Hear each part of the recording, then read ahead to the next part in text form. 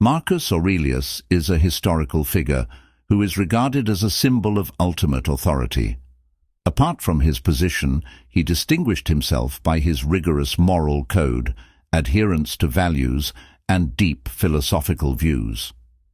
He turned down ostentatious feasts brimming with wine and graphic shows at the Roman Colosseum, unlike other Roman emperors. He understood quite well that fate had given him the noble duty of serving humanity. With this attitude, Marcus Aurelius gave himself entirely to fulfilling his life's mission. One of Stoic philosophy's main ideas was to realize his life's purpose and avoid becoming ensnared by fleeting worldly pleasures. Among the major thinkers of this school, Epictetus stressed the need to be able to discriminate between what we can control and what is beyond our control. Other than our own deeds, most things happen outside of our control. This knowledge leads to a new perspective on the world and our relationships with it. Not that Stoic philosophy advises us to give up on life. Rather, it exhorts us to acknowledge and deal with our limits realistically. Concentrating on uncontrollable factors just adds needless stress. Many times, the reason for pain in life is that we are overly concerned with things that are beyond our control. Should we keep allowing other forces to dictate our lives, fate will turn us into puppets. Though in actuality, we have willingly handed those who control us that authority, we frequently place blame on them. We shall discover real inner tranquility, and external forces will lose their power once we cease paying attention to them. Marcus Aurelius was able to handle the many duties and obstacles he faced as emperor because he was unaffected by circumstances beyond his control. He could focus on the duty the gods had given him, he thought. This independence from outside influences may have been a means for Epictetus to focus on worthwhile objectives. It might, for some, be the route to a happy, worry-free existence. What things and how should we cease worrying about when life gets difficult? The idea of Marcus Aurelius caring less about things is freely explored and interpreted in this movie. Marcus Aurelius makes frequent distinctions between the present, past, and future in his Meditations. The ancient Roman emperor provides insightful analysis on how we care too much, incorrectly, or about the wrong things in each area. Let us begin with the future of organization and clarity. We suffer more in imagination than in reality, as Seneca once remarked, suggesting that our sorrow stems from our future thoughts. Our imaginations run wild when it comes to the future, conjuring up a lot of possibilities that most likely won't come to pass. Given this, we wonder how to handle potential results and shudder at the thought of not knowing how things will turn out in our lives or in the future. While in many instances fate surprises us and overwhelms us with happenings we cannot predict, in many others the things that happen are exactly what we expected. Marcus Aurelius once observed that the weight of the present pushing upon us is what burdens us, for better or worse. How we handle the future in the here and now is what damages us. Every pain from the future manifests itself now. Strangely, it's not that the future is happening now. Rather, as we obsess about future occurrences, life progressively gets worse as we live through them in our minds, letting these future events dictate our present. What then did Marcus Aurelius say about excessive future worry? You will meet the future, if you have to, with the same weapons of reason that today empower you against the present. He made the point that dealing with the present entitles one to deal with the future. He advised facing your current circumstances rather than imagining all the horrible things that might happen. He knew he could get through it. Why then could he not handle what lay ahead? This mentality resembles the concept of amor fati, which is acceptance and love of fate, supported by the assurance that if you can survive it, you can survive anything else. He reminded himself not to picture every negative result, Rather, he concentrated on how he might control the situation he was in at that time. By doing this, he came to see that he could handle it. If so, why couldn't he handle what lay ahead?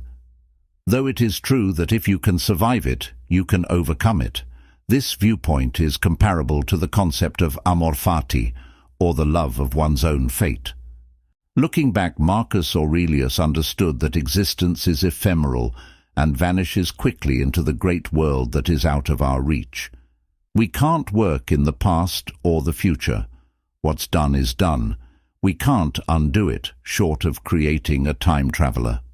Marcus Aurelius counsels us to disregard the past as worthless and irrelevant in the present, because he said, "Remember that man lives only in the present, in this fleeting instant. All the rest of his life is either past and gone or not yet revealed." Not because the past has no bearing on the present or that we are unable to learn from it, rather, the past is unreachable.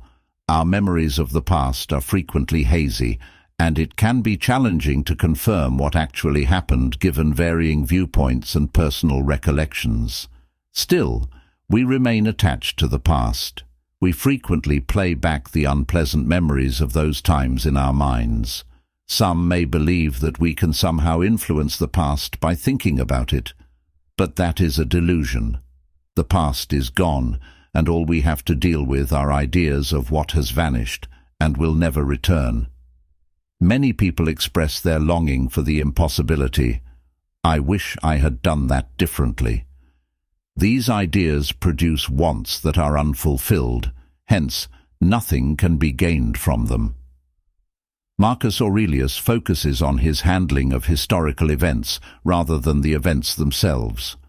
Events from the past are uncontrollable, and they are probably uncontrollable in the present as well.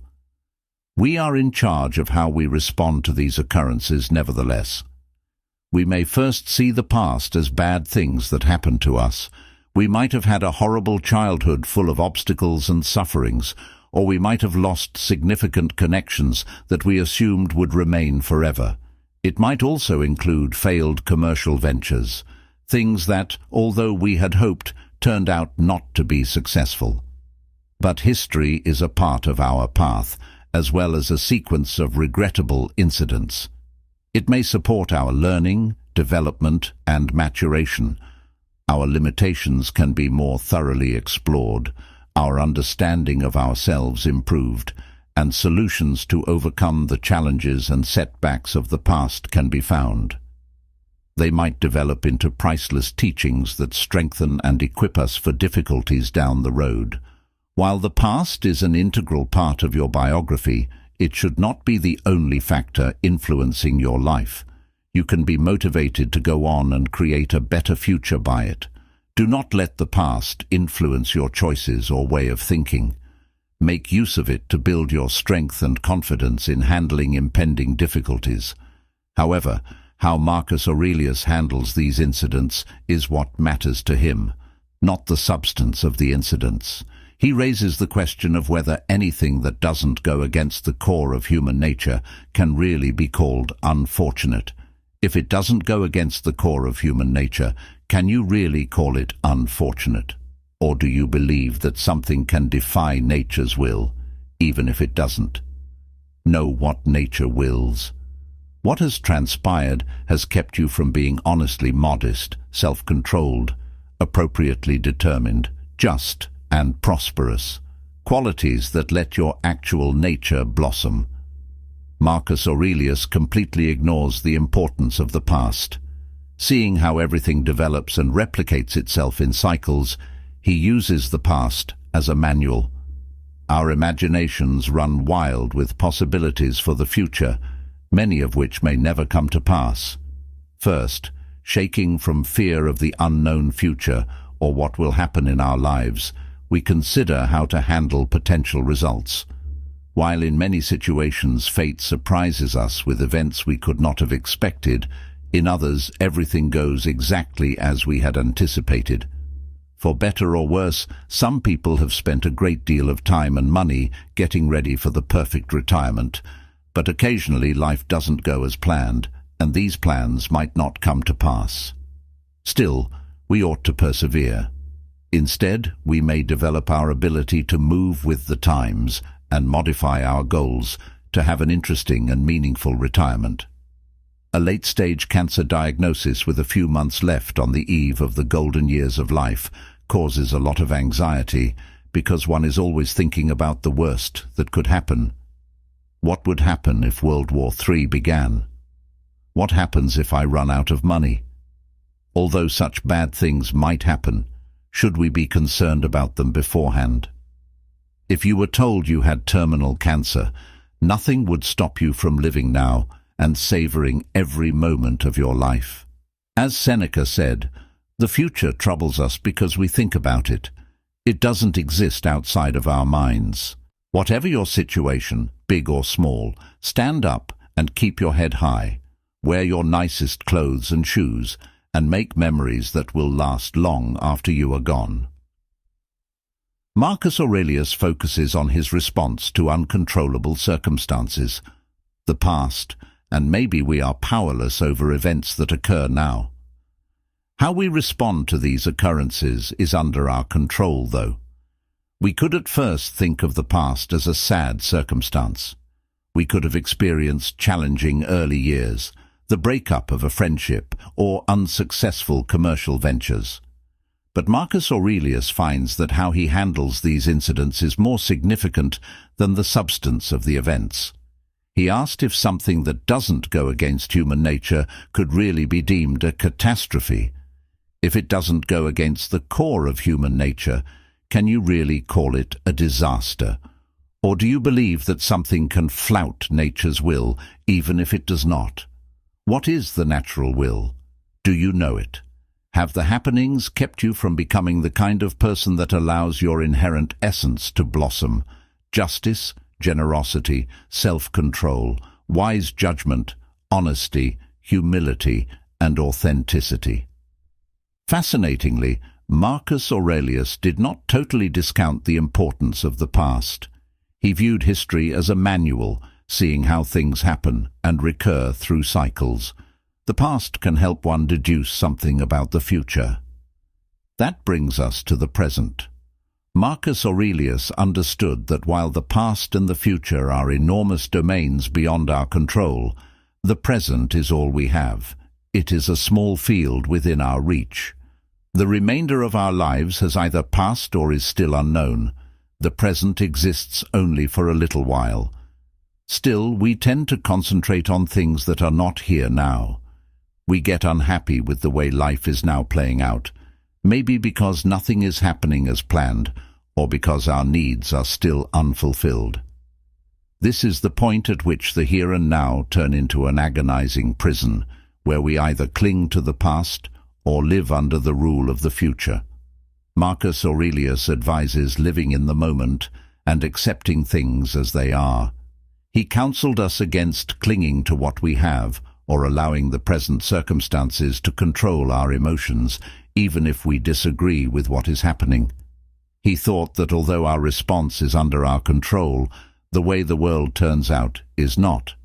We have influence over how we respond to outside circumstances, but not over external events. Assume your early years were filled with challenges and setbacks. Saying that your history is a string of bad luck could be easy. But Marcus Aurelius' philosophy holds that how you respond to these occurrences matters more than whether you classify them as catastrophes. If you don't see actual occurrences as catastrophes, he thought, they won't hurt you.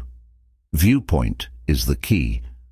Rather than wallowing in the past's tragedies, concentrate on how they have molded and fortified you. By accepting what you cannot alter and finding inner strength in the moment, you are following Stoic philosophy. Marcus Aurelius saw the natural laws as his roadmap. He would become a deserter and flee from what he should be in harmony with if he fought nature or felt bitterness or rage toward it. Assume you are dealing with a somewhat difficult personal circumstance. You feel depressed and desperate after losing a significant connection. In terms of Stoic philosophy, you might handle this matter as follows. Admit the circumstances first. Admit that you cannot completely control losing a relationship. It is a part of life. Your handling of it is what counts. Give yourself some thought. Rather than condemning yourself or feeling helpless, focus on growing yourself and establishing your internal worth. Third, learn and develop. Take the opportunity to learn and develop that comes with ending a relationship. Find out what lessons you can learn from this experience to strengthen yourself. Fourth, be present. Spend no time fretting over the past or being afraid of the future. Pay attention to the moment and engage in activities that bring you joy. Fifth, make local connections. If you feel alone, try expressing your feelings and asking for support from friends or the community. Sixth, manage your emotions. Develop emotional management and control skills so you can stop letting them rule your life. This is the art of living. The wonderful and lucky external events we encounter are erratic, brittle, and erratic. It concerns our reactions to life's circumstances. That is what needs to concern us. Despite the situation you are in, strive to live in the present. First, make changes to things that are easily accessible to you. Launch yourself right now. Look not at other people. Look not to the future. Glance not back. Just start looking at what is in front of you. I hope that in life you have the favorable outcomes you want. Though occasionally your motivation may falter, never give up and keep doing everything consistently. Before we conclude, I'd like to share with you an intriguing account of how Marcus Aurelius fundamentally altered the life of a guy named John. Though John is a young, passionate man, pressure and stress are constant in his life. Working for a big corporation every day, he is always worn out and uninspired. At that trying time, John started studying Marcus Aurelius's concept of leading a purposeful life and working with a moral soul. The things Marcus Aurelius said truly struck John. He started to use this concept in his everyday life and studied Stoicism more. He picks up better stress management techniques, more composed handling of work pressure, and a greater attention to life's most fundamental principles. John had a total transformation in his life because of Marcus Aurelius. He is today happier, more confident, and more capable of handling any situation. His life is now far less hectic than it was, and his spirituality and way of thinking have changed dramatically. Recall that life is a continuous journey, and that certain priceless moments have the power to completely transform our lives. Marcus Aurelius's reflections expose us to deep ideas about happiness, achievement, and life. This piece provides insightful advice among the greatest philosophers in history. It's time to blow a fresh wind into your life. Give this film a glimpse into a world of fresh ideas and discoveries. We firmly believe that these real-life situations will inspire you and provide a profound understanding. Should this video resonate with you, please don't hesitate to like and share it with everyone in your immediate vicinity. Let's build a community rich in knowledge and experiences, since every share you make advances the globe. Come along on this YouTube channel, where each video is a fresh experience that leads to many ideas and inspirations. You won't ever miss an amazing journey if you subscribe to our channel. We are excited to walk with you on the road to advancement and a better quality of life. We appreciate your company on this trip and look forward to having more fun in the future. Catch you in the upcoming videos. Goodbye.